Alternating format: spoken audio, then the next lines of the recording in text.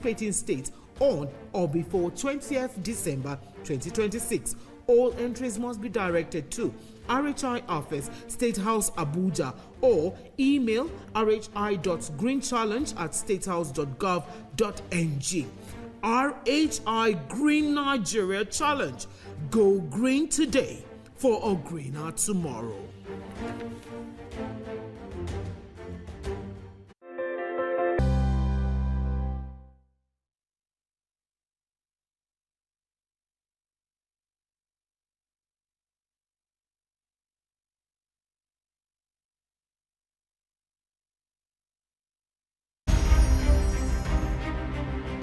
Muhammad Ali was born and raised in Louisville, Kentucky on January 17, 1942. His birth name was Cassius Marcellus Clay Jr. He began training as an amateur boxer at age 12, and at 18 he won a gold medal in the light heavyweight division at the 1960 Summer Olympics and turned professional later that year. In his early years as a professional, Clay was more highly regarded for his charm and personality than for his ring skills. He sought to raise public interest in his fights by reading childlike poetry and spouting self-descriptive phrases like float like a butterfly, sting like a bee. On February 25, 1964, at age 22, he pulled off a major upset, defeating Sonny Liston to win the World Heavyweight Championship. That same year, he shocked the boxing establishment again by denouncing his birth name as a slave name and formally took the name Muhammad Ali, which was given to him by his spiritual mentor Elijah Muhammad, leader of the Nation of Islam. For the next 3 years, Ali dominated the boxing arena. Muhammad Ali retired from boxing in 1981 and focused on his religion, philanthropy, and activism. In 1984, he made public his diagnosis of Parkinson's syndrome, which some reports attributed to boxing-related injuries, though he and his specialist physicians disputed this. He remained an active public figure globally, but in his later years made fewer public appearances as his condition worsened and he was cared for by his family. Ali was chosen to light the Olympic flame at the start of the 1996 Olympic Games in Atlanta, Georgia. He died on June 3, 2016.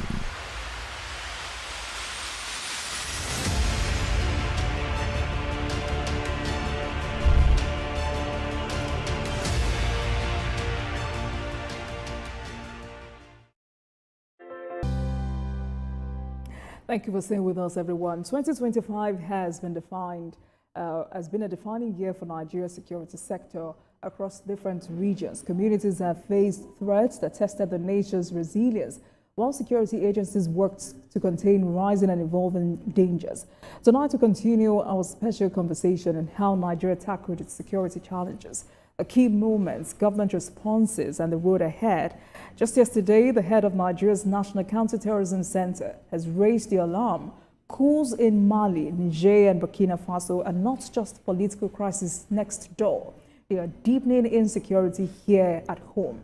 With cross-border threats rising and regional instability on the increase, the implications for Nigeria's safety and stability are becoming more urgent than ever. Tonight, let's speak with Dr. Sani Abdullahi Shinkafi, politician, executive director, Patriot for Advancement of Peace and Social Development. Dr. Shinkafi, good evening to you. Thank you very much for joining us on Politics Tonight.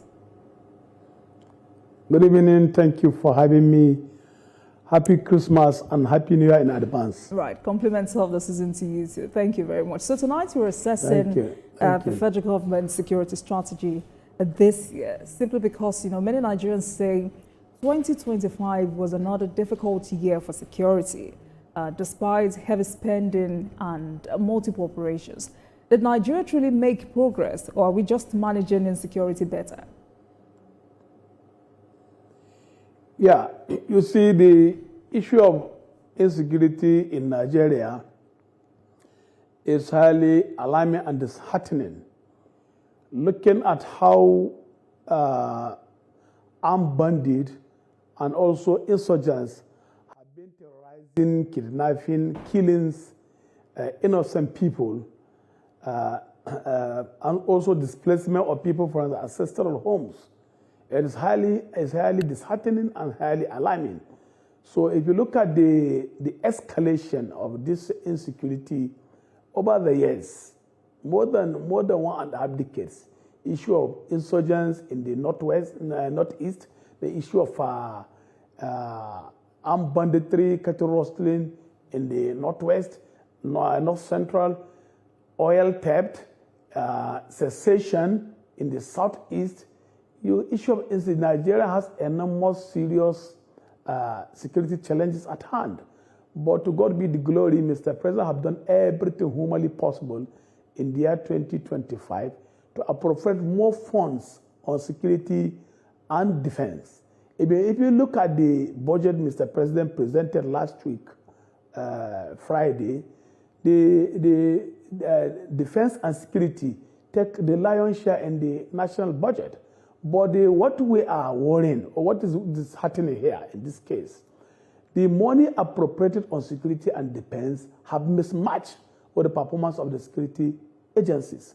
So Mr. President have done with the declaration of the national emergency on security, why he directed the recruitment of 50,000 policemen and armed forces and army military to be recruited to assist the present security architecture of the country in the fight against insecurity. And even with giving the recruitment of National Forest Guard and hunters to take charge of the Nigerian forests, I think also is a way forward in the fight against insecurity in Nigeria. So Mr. President had been doing everything humanly possible to make sure that the country remains intact and people can sleep with their eyes closed. But we have the Mr. President and the other security apparatus in the country. They have to tighten their belt and have built a synergy within them to continue to fight this insecurity in the country. We are going to the election period in 2026, where there are going to be primaries, other congresses, and there should be, most of this problem, it has some political undertone. Some politicians, unpatriotic politicians, are using insecurity as a yardstick for election campaign and also to blackmail government in power. So what we have been seeing generally in 2025, so far so good, Mr. President has tried, but he needs to try more. And he has made a commitment that he will make sure that he secures the territorial integrity of this country. But we would roll up some Sahel countries from ECOWAS is another challenge that affected the Nigerian security challenges, probably in Nigeria. Absolutely, Dr. Shinkafi. Before we get to that, I mean, you talked about the nation tightening, us as a people, rather, tightening our belts properly in the coming year. And that's a pointer to why we started off that conversation that way.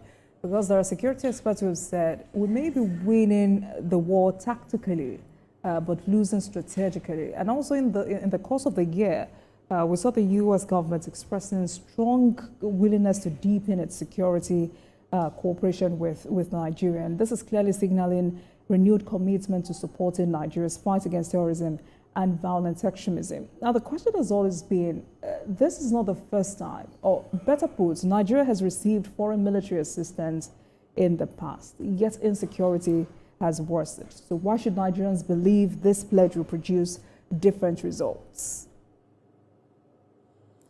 Yeah, you see, with the coming of the United States of America, already Nigeria have a standing bilateral relationship with the United States of America and other Western nations. But would now how the present United States of America government is so overzealous or are committed to assist Nigeria in curtailing this issue of insecurity, most especially armed banditry and insurgency. I think it's the best way and also at the right direction. Nigeria had been receiving a lot of Western support on the issue of insecurity. But with the present commitment, the United States of America have shown, I think we are good to go. And it's a way forward. You know, just like I pointed out, Dr. Shinkafi, this is not the first time Nigeria is receiving foreign support, but the country has often been criticized, not for lack of intelligence, but, you know, failure to act on it. The question again is, how will additional U.S. intelligence change outcomes on the ground? And also, given the regional nature of terrorism in the Sahel, which you were about to talk about earlier, how does the U.S.-Nigeria partnership coordinate with neighboring countries? Yeah, you see, the U.S. Partnership military engagement with Nigeria, as I have said earlier, is a way forward, but we have to proper homegrown solution. Okay. The Mr. President or the President administration has to tackle corruption drastically to the minimum barriers level. And we have to manage to manage our forest border. We have to go into serious check and balances on the issue of fighting against poverty. Our forestry must be secured. We have to proper homegrown solution. The problem we have been facing, they will have to address the root cause of this insecurity, where poverty, illiteracy, proliferation of smaller and lighter arms, drug abuse, corruption in the system. We have to address this root cause and the porosity of the border. The Sahel, Niger alone share 1,500 kilometers with northern state in Nigeria. Niger share border with Yobe State, with Borno State, with Kano State, with Katsina State, with Sokoto State, with Kebbi State, with Zamfara State, with Jigawa State. So if you look at the porosity of the border, how it is so vulnerable, it will now give also a way of smuggling smaller and lighter arms into the land border, because the staff in the border are understaffed, under-equipped. The immigration, custom, NDLEA, and other security agencies in the border are understaffed, under-equipped. And looking at the porosity of the border is very vulnerable. More than 1,500 kilometers, and without any advanced technology to do border surveillance using drones. So these are some of the challenges we are having.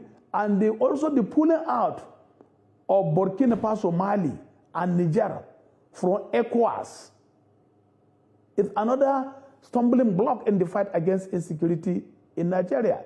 If you look at it, there is a sharing of intelligence gathering. So it has been halt with the pulling out of Niger.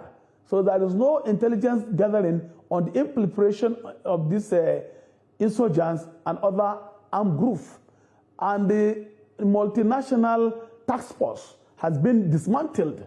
There's a multinational joint task force has been dismantled. There's political instability. The Sahel, some of the Sahel states has shifted their military engagement with Russia and China. That's why they form Alliance of Sahel States, AES. So with this thing, we have a lot, it will boomerang on Nigeria because of the porosity of the border.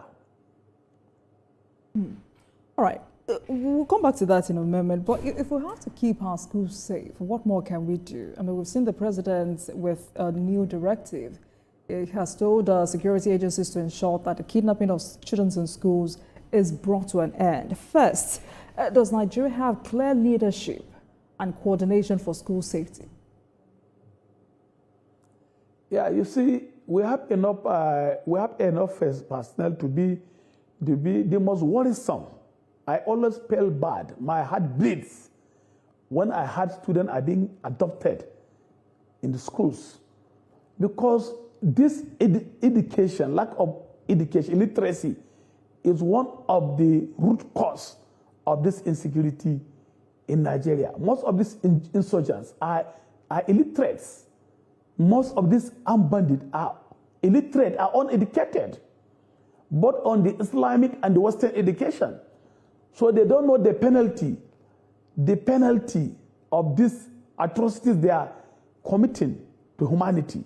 So what I'm saying, there should be a synergy among the security agencies in Nigeria to avoid, there is need for these security agencies to avoid agency robbery.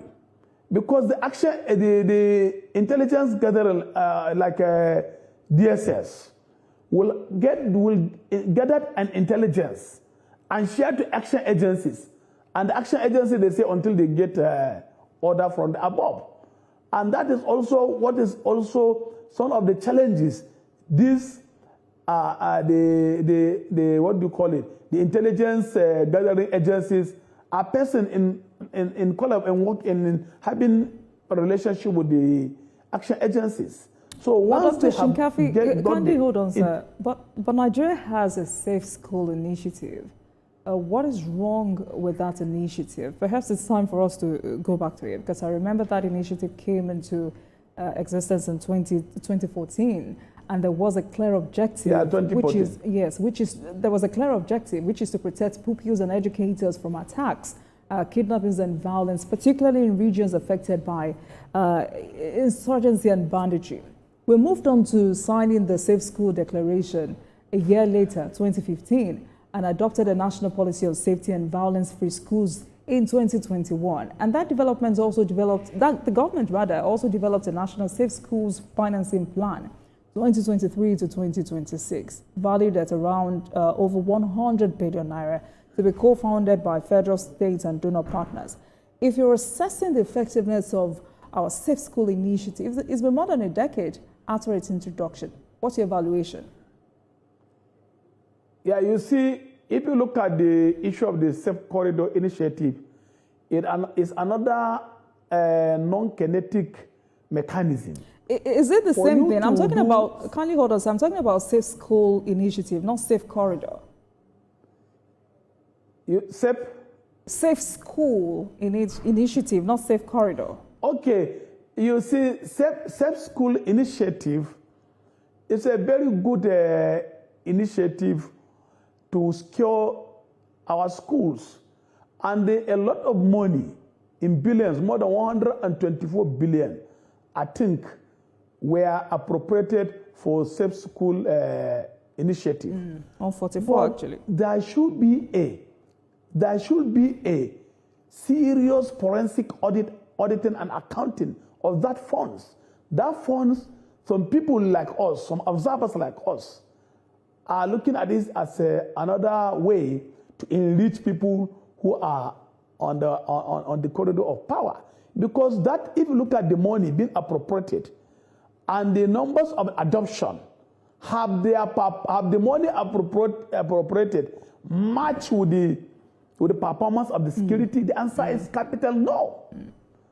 So this is what we are saying. There should be a serious scrutiny on how the funds are being managed and being disbursed. If the funds are being expeditiously utilized, I don't think that we are going to have most of this series of adoption.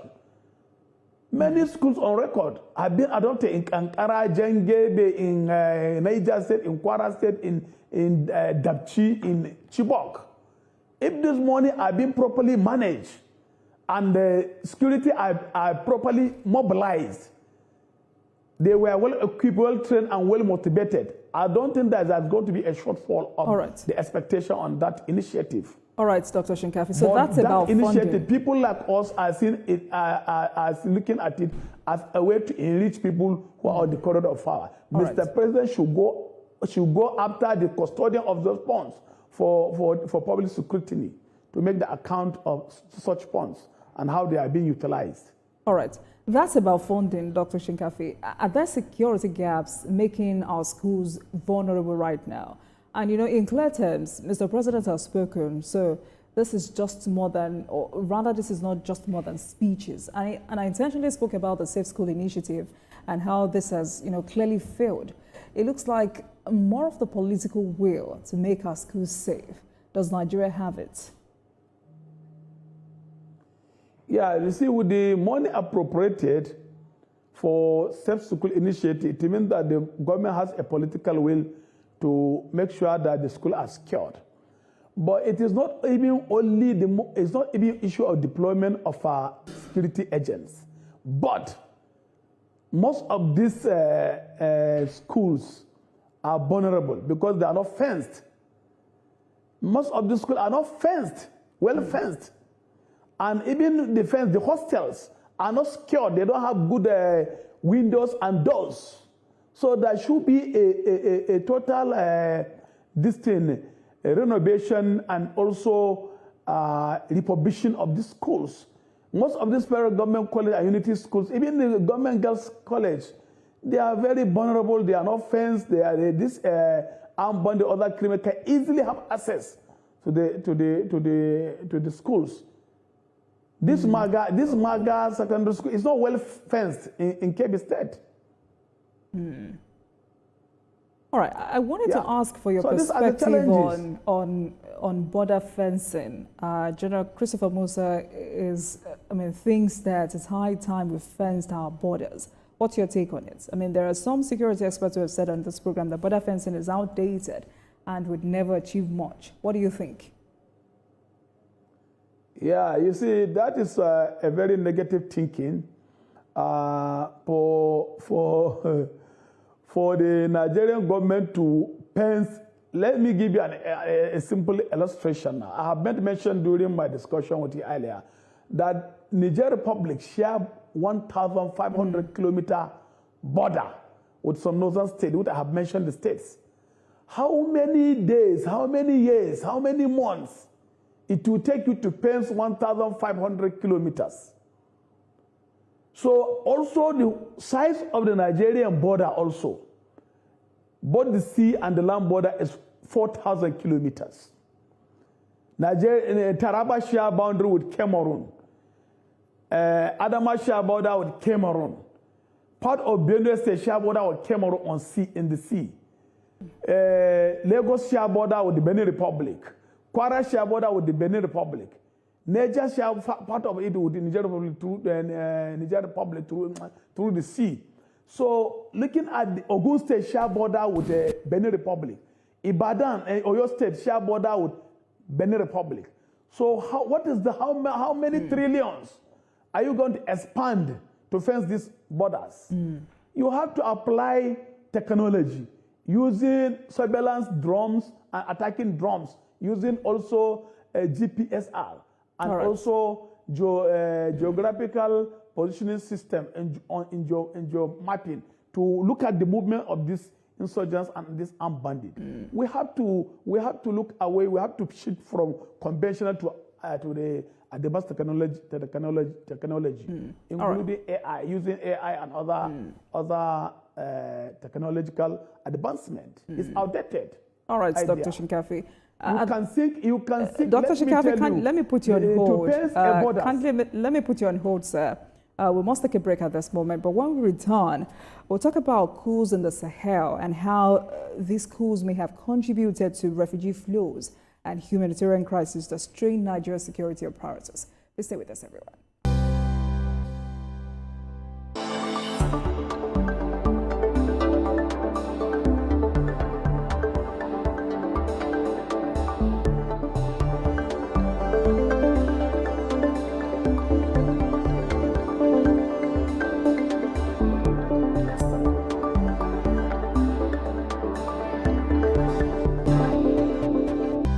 This is Politics Tonight, everyone. Thank you very much for staying with us. Tonight, we're reviewing federal government security strategy in the year 2025. What has worked, where are the gaps, and what we must do in the year 2026. We're also looking at effects of coups in Niger, Mali, Burkina Faso on Nigeria's security. And I've been speaking with Dr. Sani Abdullahi Shinkafi, is a politician, Executive Director of Patriots for Advancement of Peace and Social Development. Dr. Shinkafi, thank you very much for staying with us on the program. Just before we went on that break, I wanted to take you up on the crisis in the Sahel and how these coups may have contributed to Nigeria's security challenge. Because, yesterday, the coordinator of the National Counterterrorism Center, Office of the NSA, Major General Gabalaka, says coups in Mali, Niger, Burkina Faso have worsened security in our country. And clearly, we've seen how these coups in the Sahel have contributed to humanitarian crises that strain the country's security apparatus. First, are we seeing evidence of arms, fighters or tactics spilling into Nigeria? Yeah, you see the withdrawal of Burkina Faso, Mali, and Niger from the ECOWAS. It is because of the coup d'etat in this Sahel states, because of the military intervention. So the coups in these Sahel states have also affected the security challenges we're having. It has worsened the security situation in Nigeria because of the increase of the vulnerability of the borders. And also the withdrawal of these three countries from multinational joint task force under ECOWAS Security Council. And also the political instability in those states, in those Sahel states, have increased the illegal immigrant encroaching into the Nigerian border, because this Yaramalan and Lakurawa are from Mali. Lakurawa, which are in Kebbi State, in Sokoto State, are from Mali. If you see them, they are from Mali. So because of the vulnerability of the border, and it has now given them easier access for illegal immigration to the Nigerian border, and also make a base in some of the rural communities in the northern state. And they were also conniving with the armed bandit to be perpetuating crime and criminality in Nigeria. So it's a serious setback in the terms of fight against insecurity in the ECOWAS sub-region, in the Sahel states. So because Mali, Burkina Faso, from Mali, Burkina Faso, you can easily come to Niger. And from Niger, you can easily have access to the northern state. Most of the northern state that share border with Niger Republic. So it is a serious setback. And also their geopolitical shift from working with the ECOWAS with Russia in terms of the military engagement. So there is also a decrease in the intelligence sharing across the border states. All right. Because of their withdrawal now, and Niger have withdrawn for ECOWAS Security Council. So, and they have formed their own alliance of Sahel states, yes, as their Security Council also. So they will not share intelligence reports to Nigerian securities in terms of border crossing and other illegal immigrants, right, in terms of drug smuggling of small and lighter arms, and also actually drugs. All right. So, Dr. Shinkafi, if this is a major setback for us, does it mean that Nigeria cannot effectively rely on regional alliances when neighboring militaries themselves are in turmoil? No, there is still window. The window I have been seeing, Nigeria can go into secure military engagement apart from this ECOWAS. Since these three countries have full out from the ECOWAS, but because of the porosity of the border, okay, and we are sharing 1,500 kilometer border with this Niger. Still, if Nigeria is being affected, Niger is equally affected. Like where I come from in Shinkafi, from Shinkafi to Niger Republic, inside Niger Republic, it's not up to 10 kilometers or 15 kilometers. So this is the danger. Nigeria can enter into a military engagement or security agreement to mind these borders for the safety of the Nigerians and also for the safety of Nigerians. All right.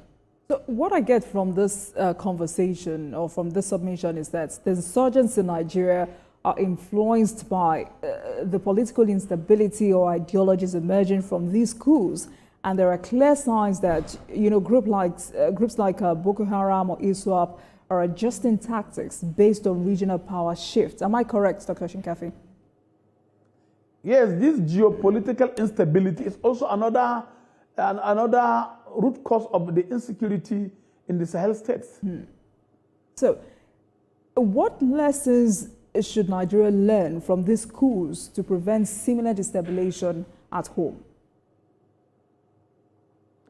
What the Nigerians will do, first of all, is to overhaul the central military command in the Ministry of Defense. Because if you look at it now, Christopher Musa, National Assembly have given him a mandate of 6 months to make sure that things stabilized. But the problem, he is not in charge of maritime domain. It's under Office of Minister of State for Defense. So the security architect of the country and the Ministry of Defense should have a unified central command under the office of the senior minister. So the Mr. President should scrap the Office of Minister of State for Defense and allow the senior minister, who has a military ground, who is very versatile in the fight against this insecurity and terrorism, to take charge of the central command system of the Ministry of Defense. Because the Ministry of Defense are the one to manage, coordinate, implement the armed forces, to manage the armed forces in Nigeria. But the segment of this Ministry of Defense have been splitted. It's only in Nigeria you see the national security architecture of the country will be splitted. Because the Minister of State for Defense, he's the one in charge of Navy, and the Navy are the one in charge of the maritime domain, to charge of airways, waterways, surveillance, and other neighboring borders in the sea. And they are the one to checkmate piracy, illegal bunkering, oil theft, and smuggling of smaller and light arms through the sea. So, but the central command have been splitted. And the Nigerians have absolute confidence in the Christopher Musa. And people in the history of Nigeria, his appointment is widely celebrated irrespective of religious, political differences. All right. So Mr. President should do everything humanly possible to give him free hand to avoid agency robbery and also insubordination. And because you've talked about weapons, Dr. Shinkafi, in the year 2025, we realized how much these criminal groups have increasingly used sophisticated weapons and communication tools. And that simple question I would like to ask you tonight is, are Nigeria's security agencies technologically outmatched by these non-state actors? Do Nigerian security agencies have sufficient surveillance technology to, perhaps detect and disrupt these criminal networks? Yeah, you see, we have enough weapons, arms, and ammunition to fight this crime and criminality. But the previous years, there is no political will to address this issue drastically once and for all. But what we have been seeing now, with the commitment Mr. President has shown, he has shown that he's going to take the bull by its own, and he's going to fight these insurgents and other criminal elements mercilessly. So we have enough technology, but our problem, the cankerworm of corruption, is one of the stumbling blocks in this fight against insurgency and other. Dr. Shinkafi, kindly hold on, sir. We can use NICOMSAT. Kindly hold on, sir. We can use NICOMSAT, NCC. Kindly hold on, sir. Let's stay on this. You should allow me to learn on this issue. I will, sir. Kindly hold on, sir. And still about technology. Do we really have enough technology? What I'm saying, NICOMSAT, NCC, we can use NICOMSAT, NCC to monitor the movement of this criminal using remote sensing and remote mapping, using GPS, geographical positioning system. You can use this thing to dictate the movement of this bandits, and also to look at their camps using satellite. Now, ComSat can do that. We have technology that use that technology. NCC also, in collaboration with the Galaxy Backbone, they can use this technology. They can deploy this technology. But the most important, all these agencies must put hands on deck to avoid agency robbery. Okay. If you can use satellite image to use attacking drone surveillance and launch these attacks. Some of the jet fighter also are well technology. They have this some technological advance you can use to navigate and get the coordinate of this bandit hideout and strike. But that should be a intelligence gathering and also intelligence sharing among the agencies of government, the security apparatus in the country. But that inter-agency rivalry is one of the problems. Okay. Every segment of the security apparatus in Nigeria want to take the credit. All right. Let's leave interagency rivalry for a minute. I wanted to ask you about, whether or not we have enough technology. You say we have enough technology, modern technology. Last night I was speaking with AIG Durosimi, who says we do not have enough modern technology. And over the years, Nigeria has not really invested in technology. Because, some of the questions Nigerians are asking is, billions are budgeted for security every year. Why do criminals still seem better equipped? Is procurement transparent and needs-based or influenced by vested interest? Are we buying the right tools or the most politically convenient ones? Who audits security technology spending? So these are some of the questions Nigerians are asking. And that was why I wanted to ask you, if indeed we have the right equipment, or if indeed we have modern technology to beat this crisis. Please address that. You see, if you look at the size of the Nigerian budget, even in 2025, 4.9 trillion was appropriated on national security and defense. And also in the 2026 budget, 5.41 trillion was appropriated on security and defense. For more than 1.5 decades, the security and defense take the lion's share of the national budget in every fiscal year. But the problem we have been saying, the question we have been saying, where are these funds? Where are these funds? So these security funds are public funds. The managers of these funds must go into serious public scrutiny, and also there should be a public forensic auditing and accounting how these funds are being managed. No Nigerian law, any law in Nigeria where it says security funds are unaudited. The funds must be accounted for, must be audited by the Office of Accountant General of the Federation. So we have enough technology, but how these funds are being managed or utilized in the procurement of this technological equipment, that is where the question lies.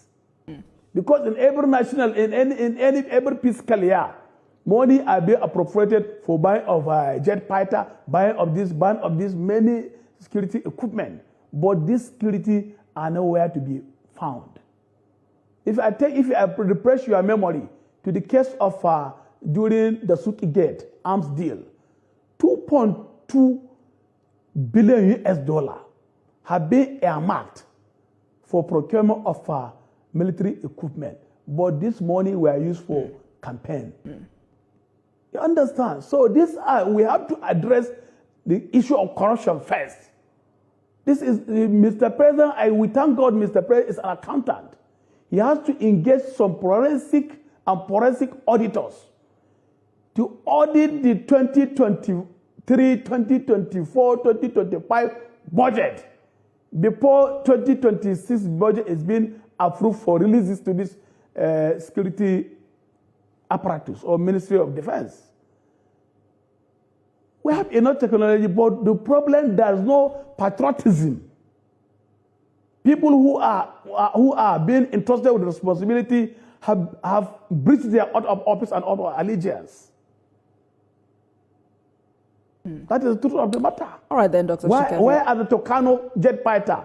Where is the Tucano jet fighter now? Where is it? They say until Federal High Court declared armed bandit terrorists before they start using it. Up to now, it has not seen the light of the day. All right. I mean, now you see why it was important. So some of the speeches are ceremonial and are ceremonial. All right then. So I wanted to say now you see why it was important for you to help me address that question. But as Nigeria moves towards 2026, kidnapping for ransom remains one of the most profitable criminal enterprises in Nigeria. Why has the state or the federal government failed to break the financial networks that sustain banditry? Yeah, you see, like me, as a fellow of forensic accountant of Nigeria, and I felt very bad when I look at it, how these funds are being sourced. If you go to bank now, you write a check of 1 million, you cannot get it from the counter. But sometimes you're surprised how 100 million, 200 million are being paid to the bandit in the bush. So these POS operators, the central bank, which is the affairs bank of the country, should checkmate the excesses of these POS and bureau de change operators. You see, like in my place, there was somebody who paid ransom through a POS operator. When I asked him to give me the details of the account and the receipt, so that we follow up with the security agency to trace that POS operator, he said, no, if you give it to me, they can come and arrest him. I'm staying in Abuja, they will come and arrest him, and they will come and kidnap him and kill him. So please let us leave it quietly. He thanked me. You understand? And most of these POS operators are operating in the border communities. And also sometimes, they can exchange it to SEPA, to the Niger currency. So these are some of the challenges. Agreeably, Dr. Shikafi, that's why the defense minister says the country urgently needs a comprehensive database to track criminals. Again, this idea is not new. I begin to wonder why Nigeria has failed to, for decades, failed to build a reliable national database. Is this a technical failure or a leadership failure? Yeah, this is a serious leadership failure because if you look at it, how they have been having access to this technology, using TikTok, using a lot of social media accounts for propaganda. Government should deploy a technology to see how they can trace this their account and also apprehend them. Yeah, you see, it is a serious slap to our technological team in Nigeria or the security agencies if they cannot even trace the calls, how these ransoms are being paid. And you know this ransom, it is the ransom that is lubricating, sustaining the kidnapping for ransom. If ransom are not being paid, the sustainability of this kidnapping and armed banditry will be very minimal. But because of the payment of the ransom, it is sustaining the kidnapping for ransom as a criminal economic enterprise. And it has a lot of value chain. So this is a danger. But also, you know, we've constantly talked about building community resilience. as key to tackling abductions in Nigeria. What does this approach entail and how practical? Can you come back again, please? Dr. Shikafi, did you get that? I'm talking about kidnapping for ransom. And I remember that in this part of the world, we've continued to talk about building community resilience as key to tackling abductions in Nigeria. So I'm asking, what does this approach entail and how practical? Yeah, you see, if the community resists in paying this ransom or the levy and taxes these non-state actors have been imposed to rural community, I think it will be reduced to the minimum bearers level. Let me give you an example of one community. They demanded this community to pay them 60 million. And the community tell the leader of the armed bandit kingpin that they are not going to pay the money. They should come. So they are vigilante and this community protection guard in Zamfara, which the governor created, now ambush them.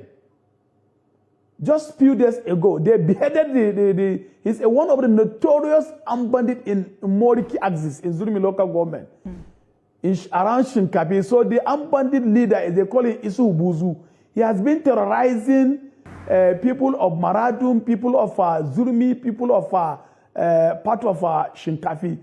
But this what do you call it? The community protection guard and vigilante say, okay, the money is ready now. Come. He said, no, if you don't bring them, I'm going to attack you. They say, come.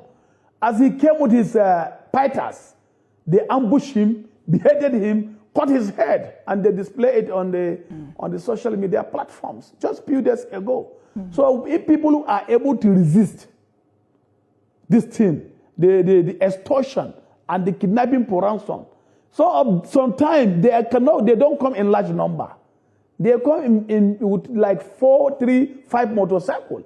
But because they are well armed, and these communities are not armed, they will run for their life. And some of them have led to no option than to pay the levies and the ransom.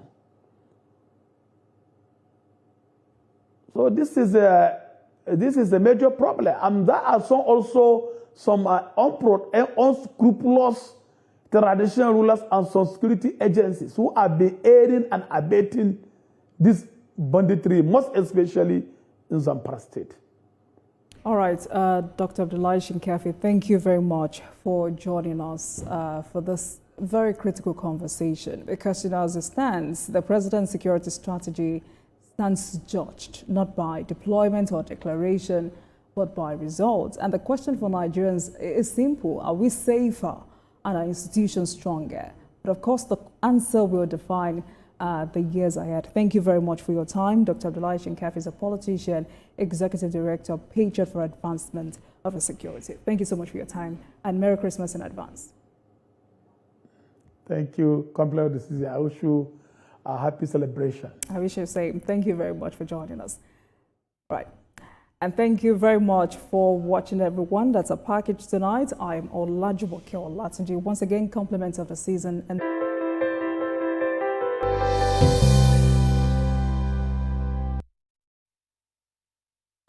wherever we go, we carry the taste of home with us. Because, as everyone